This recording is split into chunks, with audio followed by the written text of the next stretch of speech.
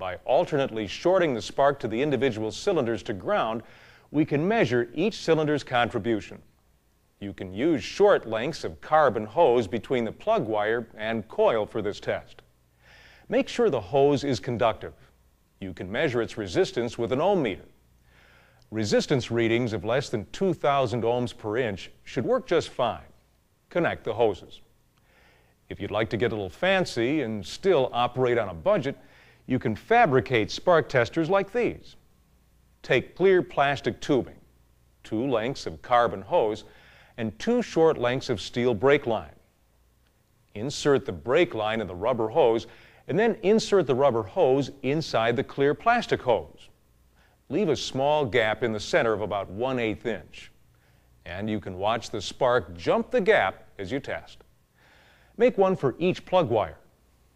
With our hose lengths installed, disable the idle control and install a tachometer to the engine and start it. Idle control mechanisms differ by vehicle, so you'll need to identify how the computer corrects the idle speed. If we don't, the computer will try to compensate for our test and raise the idle speed. On this vehicle, we can disconnect the idle speed controller. Now, take a test light and ground each plug wire in turn. Make sure the test light is properly grounded and that the bulb isn't burned out. Note the changes in RPM as each wire is shorted. What we're looking for during this test is any cylinder that doesn't cause as much of a change in engine speed as the others do. If the change in engine speed is less than the others, we know that cylinder isn't doing its fair share. Watch the spark jump to the tip as you pull it away from the rubber hose. If the spark wants to follow the test light farther on one cylinder than the others, suspect high resistance in the circuit. The spark wants the easiest path to ground, and if it finds the widening gap at the test light an easier way to go home, it's a sign that the plug wire, or even the spark plug itself, is resisting the spark. If one of the cylinders isn't doing its fair share, the best thing to do is to perform the spark test if you haven't done so yet. If the coil is sending enough voltage to get the job done, and it's reaching the end of the plug wire, the problem is inside the cylinder. It may be caused by something as simple as a bad spark plug.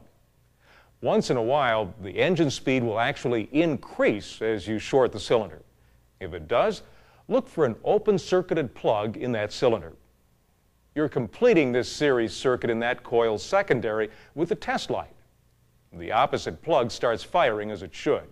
You don't lose a cylinder here, you add one. If the spark test for one cylinder fails because of low voltage, you can do a couple of things. Run the spark test across the coil terminals. If the coil passes the spark test, the problem is high resistance in a plug or wire. If the coil passes but you still don't have a good spark at the end of the plug wire, check the resistance at the plug wire. Replace any wires out of spec and retest. Here's another quick test you can run. Ground the other plug wire of the coil pair and check for spark again. If you have a good spark now, the spark plug in the opposite or complementary cylinder is either open or has very high resistance. What about those cars with the long plug connectors that sit down inside the valve cover? They can be tough to diagnose for misfire, especially under load. Many of these connectors won't indicate any insulation problem until you drive the car. Try wrapping the connectors with aluminum foil and repeat the balance test. The foil will provide a much better path to ground than the air in the plug well, and the short to ground will show up, even at idle. A cylinder balance test will isolate the missing cylinder. There will be times when poor power contribution will be the result of a dead fuel injector or low compression.